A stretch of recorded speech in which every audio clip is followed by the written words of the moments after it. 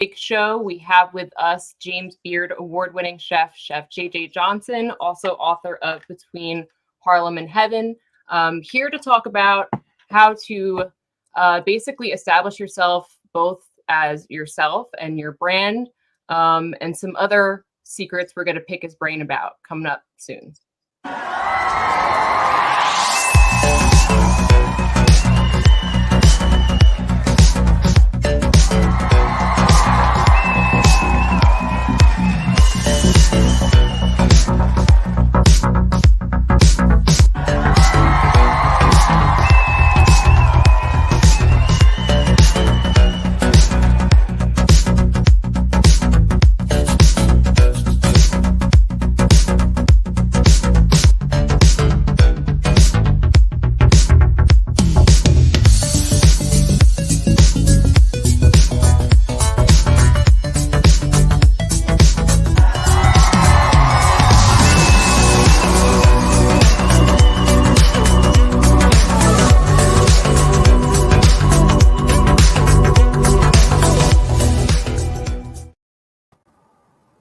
Good morning, Chef JJ. Good morning, Catherine. Hello. How is everyone today? Doing great. Hungry after watching that intro video. I'm with you. So thanks for being with us, Chef JJ. We know you are a very busy man.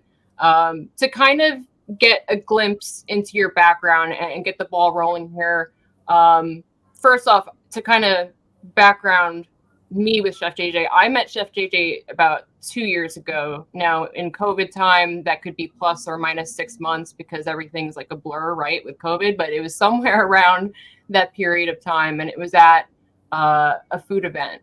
And I remember someone came up to me and they were like, Chef JJ is about to come up to you. He doesn't have much time. Be very quick. And like basically like scared me, right? And I'm not the kind to get like nervous or intimidated. And I was like, oh shit, oh shit, oh shit, oh shit. And then like, and I knew who you were because my friend had gifted me your book recently. And I had succeeded and butchered some of your recipes already at that time. But you came up to me and you were just like the most humble and like down to earth, and like it was just like such a breath of fresh air. And seeing kind of where like everything you've accomplished. So I mentioned in the intro, you're a James Beard award-winning chef. Like that is huge. You were on Forbes 30 under 30 at one point, which was always one of my personal life goals. You were on Selena Gomez's cooking show. You have your own show. You have all these accomplishments, right? And the thing is, and not to like come off offensive in any way, but so many chefs work in great restaurants in New York City, San Francisco, elsewhere, but they don't get to the point where you're at. So if you could give us like a little like glimpse into like your stepping stones, your mentality to how you got to where you are now. Well, Corinne, it's great to see you. Wish we were hanging out like we did that one day. I know. And thanks everybody for having me on the show. My career started in my grandma's kitchen at a really young age. And that's where I got this love for food, watching food be at the center of the table. And I wanted to be a chef my whole life.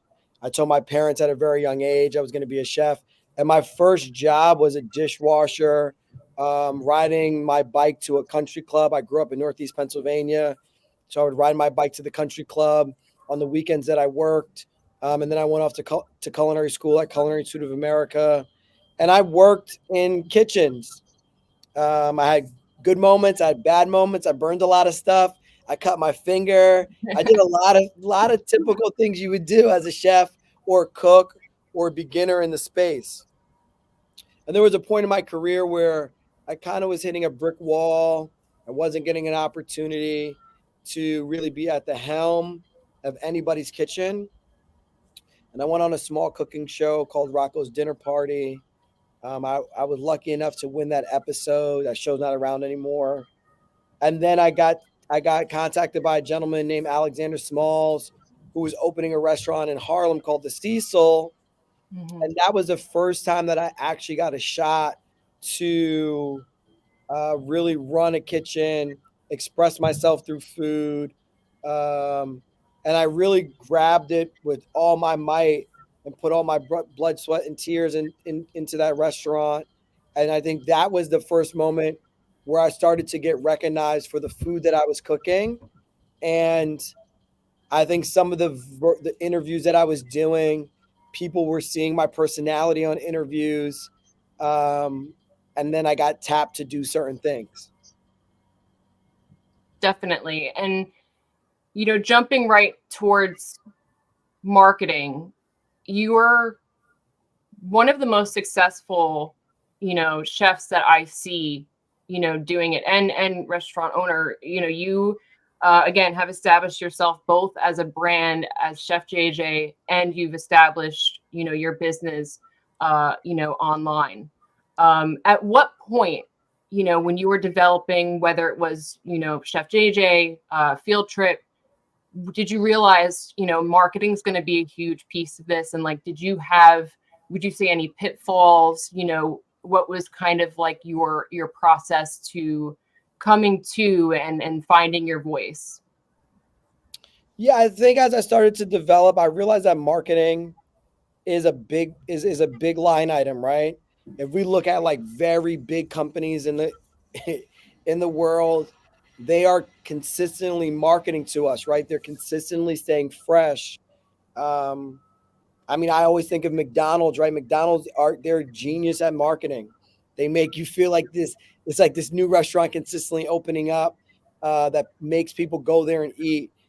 So I would say later on in my career, right now, I invest heavily in marketing on the personal side for JJ, and now moving forward with Field Trip, really going to bring in somebody for Field Trip, my fast casual restaurant, to focusing on marketing for the brand, which is very different than PR.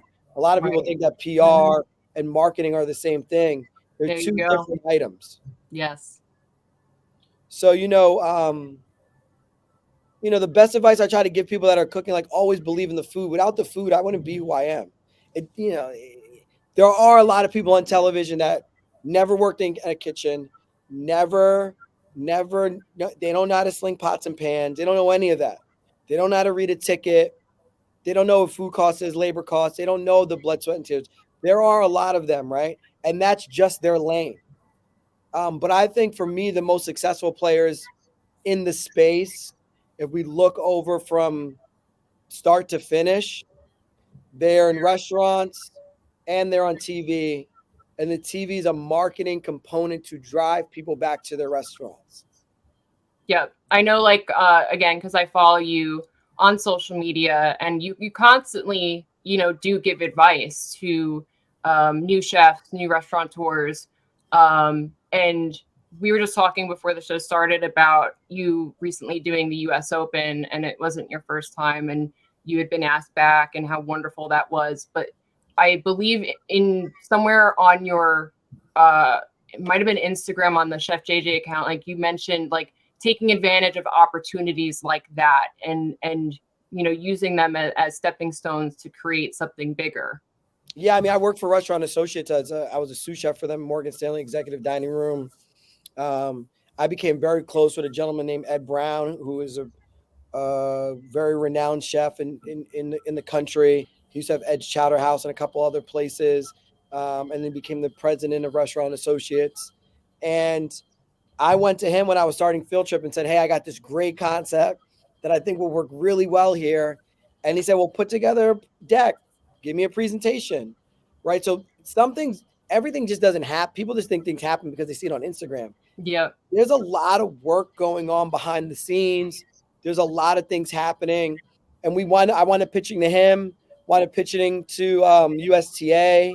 USTA signed off on it. And we had Field Trip while Field Trip in Harlem was being built at that time. And they have been really great partners to myself, to Field Trip. Um, and it has helped me understand food in a different lane. I've never done vendorship in my whole life. The Right. first time we ever did, every year I go there, I learn something new. So, um, so yeah, putting the work in I think has been able to get me to this point right now. Definitely. And I mean, you just kind of touched on it.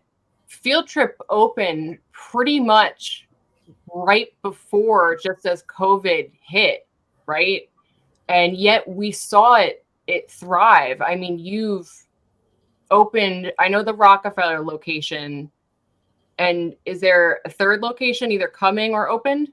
Yeah, we opened Rockefeller Center. We opened up in a small food hall in Long Island City, as well. We opened up those locations during COVID, which was really rough on us, but really took a shot to try to have a footprint in the New York City dining scene for the future. Also, see what it was like to help rebuild a community in Midtown, right? A Right. community that's not there anymore. And if you know me, I'm about the community Yeah. and being a part of like really pushing it forward. And now I think as things come back, people come to Rockefeller Center and they're like, "Oh wow, where'd you come from? I never had this before. This is Yeah. amazing. These flavors." Or when new tourists come, I think will be a big destination for tourist eaters at Rockefeller Center and the culture that's coming through there as this very cultural eatery. But yeah, we have 3 locations or 3.5 locations with US Open. Hopefully, more locations to come in the future. But just taking it slow and steady. And I believe I call Field Trip like the 92 Chipotle. This concept that is helping change the way fast food or fast casual or quick service will look like in the next 10 years. All right. So another marketing question. How you touched on tourism. How are you and your team attracting those tourists? I mean, I know a lot of our customers are going to want to hear that. They're fearful. They're scared of starting marketing, starting social media. How do we attract an audience? How do we keep an audience?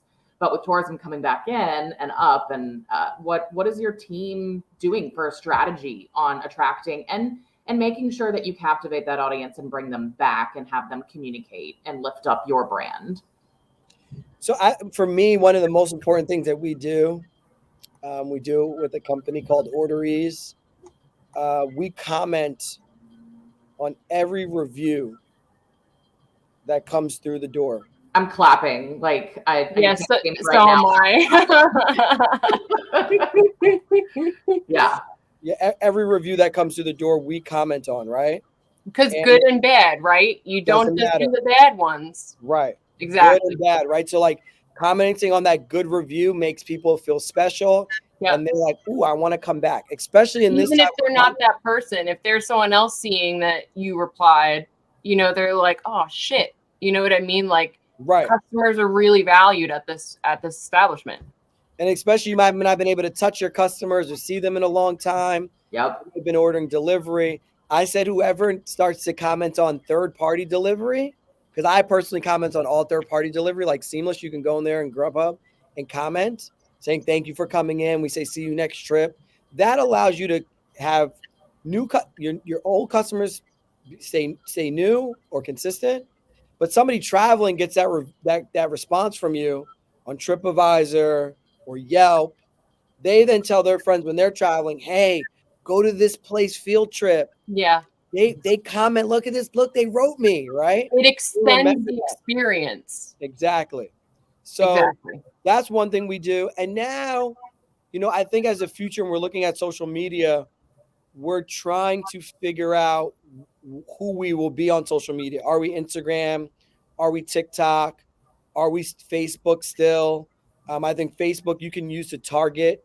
You can actually target people on paid ads. We've never done that. That's something that we're going to start doing in the future. Um, and then I've been watching what Chipotle has been doing on TikTok to use to get for hiring, but also using from a marketing perspective. We might go into that world. So we're trying to use social media, but for me, the biggest thing is building a mailing list and SMS texting. Those Yeah. those two hit home always. Definitely. And would you say that through all these different areas of marketing, whether it's the social media, the commenting on reviews, the SMS, email marketing, yes, you're there at the business day to day, as much as you can be, with your customers, but it helps you get to really know who your customer base is and who you're targeting.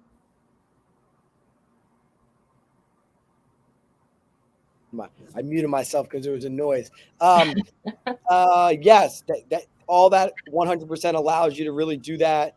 I think, we're going to run surveys coming up. I think surveys to your customers are good to understand where are they coming from. What do they do before they come to field trip? Where are they going when they're leaving field trip, right? Those things help us, I think, also from an expansion standpoint. Are they ordering with their families? Are they just ordering solo? All those things help us out as the time comes, which is really, really important. But I think the future of marketing is SMS. I'm starting it on the JJ brand side. I'm using a service called Superphone, where you can text me directly with a different phone number that's been created, and hopefully that helps me build databases in different markets. So if I'm going to do a book tour in Miami, I can text everybody in Miami saying I'm coming to do a book tour. Hope you show up. And I see a lot of musical artists using Superphone or Community. Yeah, definitely. I see that as well. And then, so I know you've mentioned somewhat about how your team is structured. So I want to point out to everybody, and they've probably gathered it by now, you use an array of different tools, obviously. So, and I am going to show, I don't know when we have to cut to commercial. I haven't gotten the alert yet, but I will show it briefly. You have orderies, right? You have the tools of the orderies, the team at orderies, but then you also have your team. And then you also post a lot of videos where I don't know if you use your cell phone, but you're probably just like this, you know what I mean? And you get involved in your own content, you show what you're doing in the community. Like you said, you're very community based. So it's kind of like a trifecta approach. I feel, and correct me if I'm wrong, but I feel that's why there's no holes, in your marketing strategy. There's always holes, Corinne. For me, there's tons of holes, a lot of holes. But yeah, learning blocks. I'm just trying to figure out what work. I think everything works different for somebody else. I think that orderies for us as an early on company was a lifesaver. Yeah. Being able to do things that we weren't able to do because we're very small. We were gritty. And when you work with a company like Orderies, which is also a startup in a phase and growing, they also understand your struggles, right? So they're like, hold on, I can help you here, or you need that. I never thought about that before. So, right. And we're so our owners at Orderies, my direct boss, is from the restaurant industry, and 90% of our employees work in or work at restaurants, so we literally understand, you know what I mean? I think that also really kind of helps to, what you're saying. You can't. At one point, you need people around you that understand the food business, so you guys can all talk the same language. There's a language that's created here. Yes. And then I think at one point you do need people outside of the food space that can help you progress to something else. I think I was doing a Shake Shack collab recently. Which I saw. You have a Shake Shack burger. What is it named after you? Your own Shake Shack burger. Branding. Keep that branding. Seriously. But it was interesting to be in Shake Shack and be in the kitchen. And I'm like, what do you guys do? What do you use this for? Why is this? And they do asking questions. Yeah. You got to ask questions to progress, right?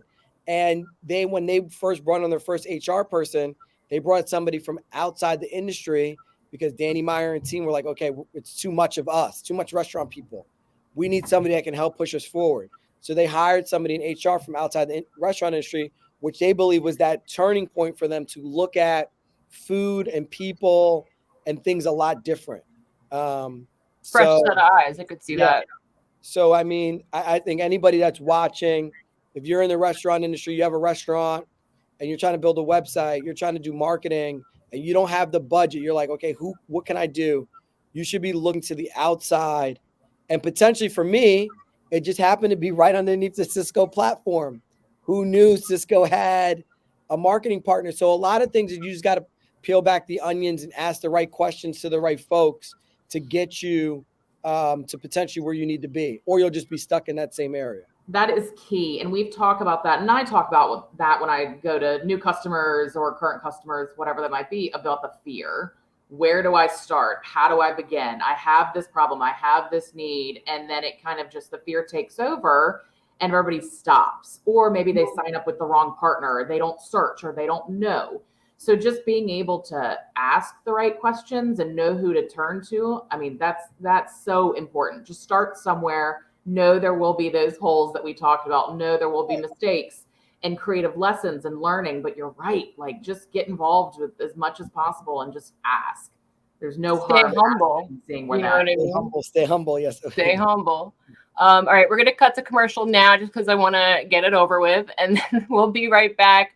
And I'll show I just want to show what Chef JJ has to work with on our platform, and then talk over some kind of more of the through COVID stuff, and end with some, keynote suggestions, for your guys' takeaways.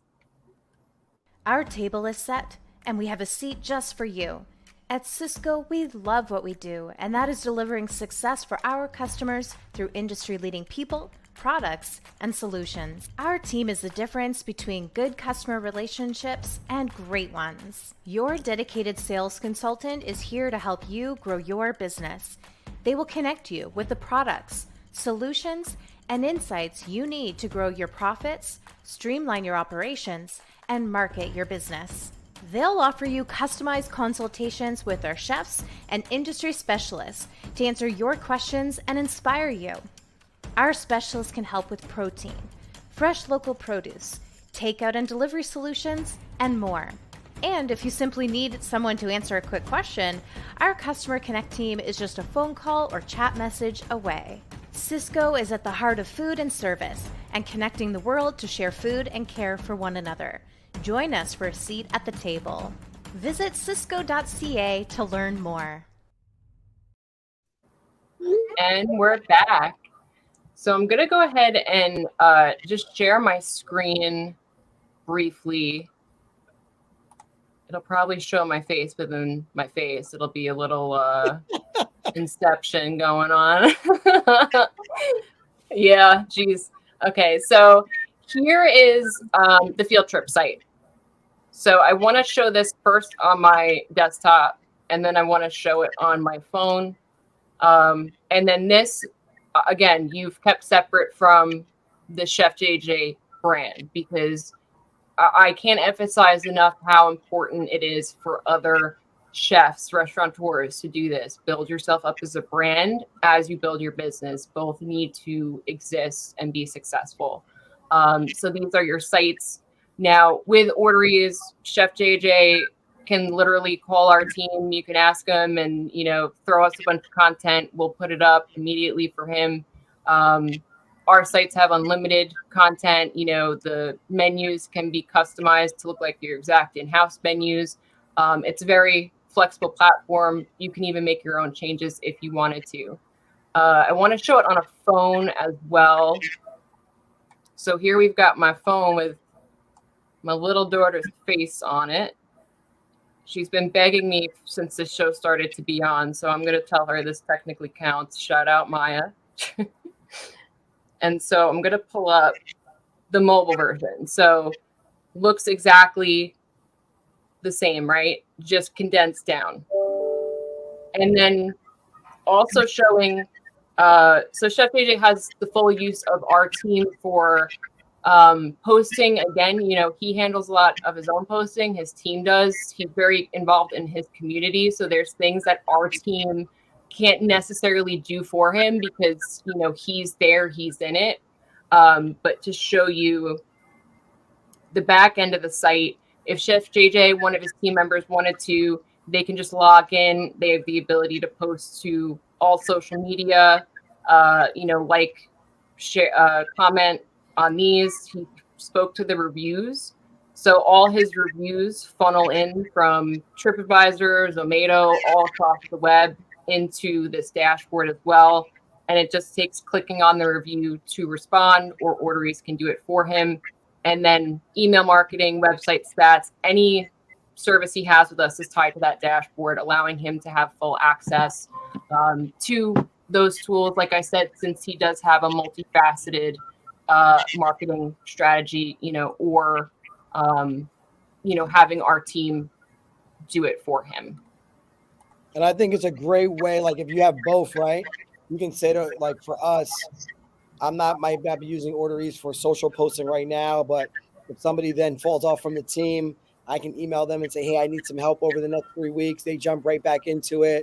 But they know for me, my biggest thing is like commenting, reviews, helping us with SEOs, with the website. So for everybody is different. But when you have somebody in a team with so much expertise in the food space, it really helps you grow your business. Definitely. And I'm looking at questions I wrote down beforehand to make sure I ask every single question that I want to. Catherine, feel free to jump in if there's any. I mean, I could pick your brain about reviews. It's just one of the biggest things that I talk to customers about is the audience for reviews. People tend to think it's just like a one-on-one when really it's the outside audience that's looking in on how you're responding back, if you're responding back. So Corinne and I haven't done an episode, but we're going to do an entire episode based around reviews and responding to reviews, because it's free advertisement. And PR and marketing all rolled up into one avenue. So I'm glad that you talked about that. Yeah, and if you look at it, like Field Trip Harlem has 200 and I'm looking at it right now while we're talking, 232 reviews. I want to say like 215 have been replied to. Yeah. Right. Positive, negatives. For me, positive is even better than negative to be responding, because those are the people you want to show you care about, and they come back. Our other locations don't have that many reviews yet, like Rockefeller Center. Of course, right, yeah. Rockefeller Center, I think, has 11 reviews, but we responded, all 11 are responded to, right? Because Orderies is on our team, and I'm looking at this. So people can because they're like always, just for people out there that feel they don't get enough reviews, you can incentivize customers to leave reviews without, giving some major discount, like simply asking, whether it's, you have one of those cards on the takeout bag, anything, people just need to be reminded sometimes that that's a thing, you know what I mean? But before they get pissed off and get remembered, it's a thing, you know what I mean? Simply reminding people like, hey, did you enjoy your food? And actually with Orderies, if you use like our online ordering or something, people automatically get an email right after, did you enjoy your meal? So they're constantly reminded. So you just have to keep top of mind, with those things. And like JJ said, responding also helps with where you place in search results. So nowadays it's not like as meta tags, SEO as it used to be, because, of course, the human race found a way to take advantage of those things. So now Google, the newest algorithms are based off of how active you are on your appropriate channels. So for restaurants, your website, review sites, social media, not just having them, but being, engaging with customers on them. So it's going to do nothing but overall help placement, and then customer experience, extending, that memory that they have of your restaurant and keep them coming back, which is the ultimate goal. Right. Now, one thing I did want to talk about, we kind of should have talked about it when we brought up COVID, but you were one of the first that I saw doing like the whole meals to hospitals movement. Yeah. I think I was the first. Literally when I saw that, I was like, oh my God, how has no one else thought of this? Well, my wife is a nurse, right? She wasn't There eating you go. My mom is too. Well, she's retired, but right. nurse So as well. she came home one night, said that she didn't eat all day. Did I have food from field trip or did I cook? It was literally 1:30 in the morning. She left at 5:30 in the morning the day before. I was like, "What are you talking about? You didn't eat?" She was Yeah. like, "Yeah, it's bananas in here." Of course, I cooked for her, but the next day I sent her and her team some food, which she worked downtown Manhattan, and I was like, "Well, what about in Harlem? I wonder if they're feeling that same stress." So I went on to Twitter asking anybody if they had any family that worked at Harlem Hospital. Somebody said my aunt works in community affairs. An old GM that worked for me, wife was in her residency and the ER, and said, "Yeah, if you bring them some food, man, they'll love it." So we dropped 40 bowls off to her and her team, and I could see the smiles on the people's face when they came to grab the food. And they then when I left, I went back to Twitter and was like, "Hey, I think I did one of the best things in my life. I just dropped off 40 bowls to frontline workers or I didn't say frontline workers at the time, just Right. nurses, doctors Yeah. at Harlem Hospital." Somebody from Arizona calls me and was like, "JJ, my wife loves you. We want to match you on bowls." And I was like, "What?" Then somebody just dropped money into my Venmo account. Then somebody sent me money on Zelle. People on Facebook were sending I was like, "This is insane."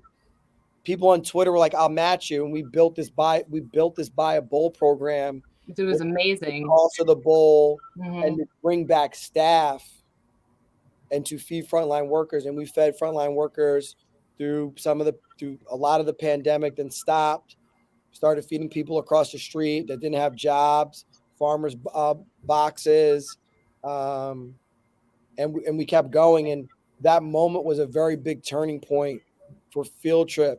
And I think myself as a brand, that's when Tishman Inspire came to me and said, "Hey, we see the work you're doing uptown. We have all these vacant spaces in Rockefeller Center. Do you want one? We'll figure it Wow. out." Yeah.